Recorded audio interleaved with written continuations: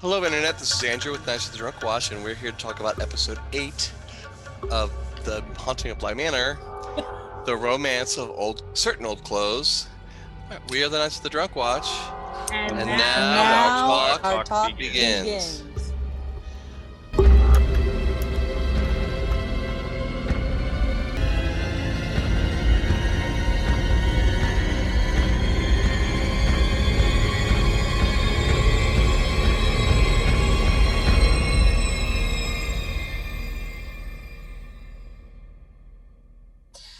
My first note I have is Viola has arrived and she brought her sister. So we get introduced to the two sisters. This is a big old flashback episode, like flashing back. It's the deepest trapdoor we've ever fallen through. I loved this episode. I honestly wish like the whole season could have just been like this episode, except Mark made this point and I agree.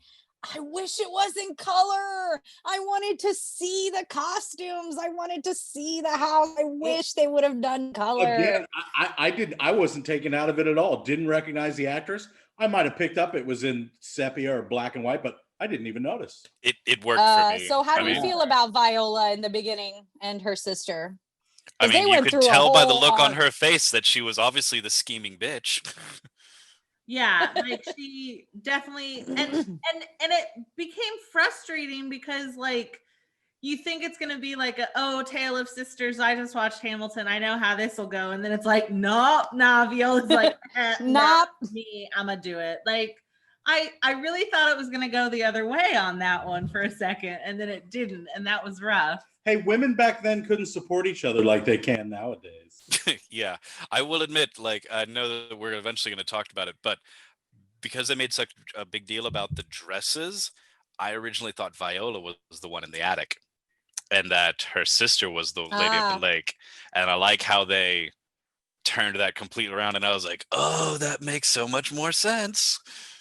Oh, see, I knew that Viola had to be the lady of the lake from the beginning just because of the way it was set up. And then I kept wondering how she's gonna wind up in the lake. Well, that was also nice. It was. I was for sure her body was in there because at some point, and again, I'm sorry, I don't remember where, but at some point, I believe we've also already seen, what's in the lake a couple of times at this point. But at some point, there are bones in the bottom of that lake. And again, however, she is not in the lake. She's not. Correct me if I'm wrong. She has a headstone in the chapel, correct? Well, it's not a headstone, but yeah. I'm sorry. She has a grave marker in the headstone. Do we believe her body is there? Yeah, body's there. Check. I think she invested everything she had in what was that trunk? Oh yeah, for her daughter. So that's where her ghost manifested. Yes. Even as that part of the story developed, she was waiting for the moment to, I guess, in the ghostly sense, greet her daughter, embrace her daughter. Yeah. She knew that would happen, and she would get to at least see her daughter again. And instead, then it was her greedy little sister. Before we move too far ahead, the first really big thing that we get is, of course, we get the consumption and the iron will of I will not go. That begins the whole cycle of ghosts at Bly Manor. Yes. We're introduced to what we eventually figure out by the end is this gravity well, this stubbornness to stay. And that's what keeps trapping everything around us. And then Andrew, you had mentioned, like, she pours all of this, like, possession, pours her soul into these dresses. It's almost, that's her curse, her vanity. Like, that's what she's punished with. Like, she's only remembered as this box of dresses and jewels and things. And yes, she puts herself into that. And that's what you later see when we start talking about the wake up, sleep, walk. That. In direct response to that, though, before we go to Thomas, I wouldn't say it's her vanity. I mean, there was intrinsic value in everything she put in that. That was her daughter's dowry. Yeah. And I never got the feeling like she actually cared about her daughter truthfully. It was always about her until the very end.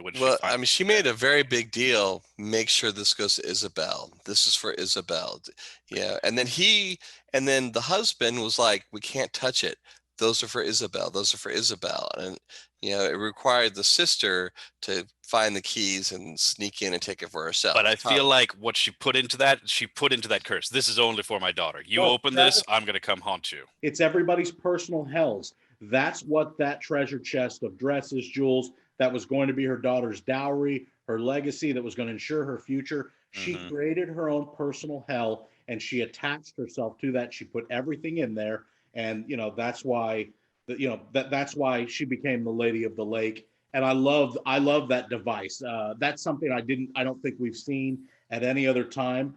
That was a really good. She turned herself basically into a ghostly genie in the bottle. You know, she became her own captor, and she created her own hell. I was kind of wondering if that hadn't gone down the way it did with her sister, how did she expect it to go down with her daughter?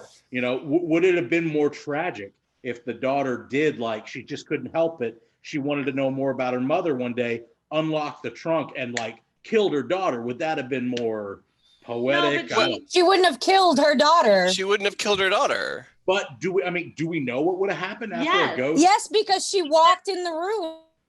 The sister walked into the room in front of her, and that's when she saw her. She was like, "Oh, fuck you! It's not you." And then she attacked her. So she knew who she was. My hand up. I am talking that is 100% Kate. wrong, because we watch her in the trunk. Her second iteration of wake up, walk, sleep is walking the room, picking a dress every day that she's excitedly going to greet her daughter with, because time does not exist in the chest. And so every day she's like, okay, this will be the day that I get to see my daughter again. Even though I won't actually get to see her because I know that I'm dead, I know that the next time the chest opens, it will be her. All of that energy that she's been spending waiting to see her daughter, the next face she sees is her sister, who she already doesn't trust, knowing that she's not supposed to be the one opening it. It all turned to rage. Do we really blame Perdita for the things that she did? No, Perdita or Viola? Perdita. Younger sister. The younger sister, like, she was put in a situation where Viola was being weird at the very beginning. They lost their father. Viola was being kind of not like standoffish, and Perdita fell in love. And then Viola was like, mine, I'm establishing, because easily she could have just said, like, if they live as sisters regardless, like neither of the sisters has the power unless they marry. So why does it matter which one marries? And if one of them could marry for love and also the money, cool. Except Viola decides, nah, I'ma snatch it. That's my decision. Even though I don't necessarily want this guy, I'm taking. And then she beat her sister. Yes, I remember that now. Yeah. She beats her sister through her convalescence. She is cruel and vile to her repeatedly. She beats her sister through her convalescence. Like, sick people are to blame, honey. Again, why do you expect it to be? She beat her sister. Well, I mean, physically beats her. She's already a monster even before she's dead. Yeah, I mean, she was a monster when you first got introduced to her, looking at her dead, dying father. Sleep, wake, walk, and the repetitive nature of being a ghost. Well, yeah, I think we get a cycle of being a ghost, and we have now seen the entire cycle. You get your ghosts who are new to it and don't know the rules. You have your ghosts who know exactly how to manipulate everything. And then you get your ghosts who have been doing the ghost thing for so long, they forget what their actual goal is. They have a routine, they stick with it. And if anyone gets in their way, they die. Like, that's basically like the last part of the ghost is her. Just, and we realize now, like, that's the rule. When we had our whole debate last time about were they trying to keep Danny away or not, I think they were just trying to keep her off her path. So, like, we now know if you get in the path, which she no longer is, but if you get in the path of the lady, you are getting strangled and taken to the lake. The dolls are manifestations of the ghosts. Like, at one point, Flora looks down and she sees that the lady of the lake is in the house, or like she sees that a ghost is not where she left it. And then she starts to panic. And I don't remember what episode that happened in, but Voodoo dolls. So we kind of get the answer that Flora is giving a physical representation of the ghosts in the house, but she's not in control of them. Talisman. And we also get an explanation of what's going on with their faces disappearing. We Well, also understand why that's happening. Bring this to our present ghosts, Bex and Peter. What is the moment where they're going to forget themselves? Are they going to forget themselves, not in their horrible memory, like what you had mentioned, how ghosts have to complete something? Are they going to forget themselves in that? Are they going to forget themselves just walking around doing nothing? Like, what's going to be their anchor that's going to keep them just drifting in the wind? Well, but we not don't know remembering that anything? Well, because their story is not as powerful as the lady in the lake. But She we've is the also one that is seen- causing them to lose themselves. All right, so we're the Knights of the Drunk Watch. And And now our Now talk talk has ended.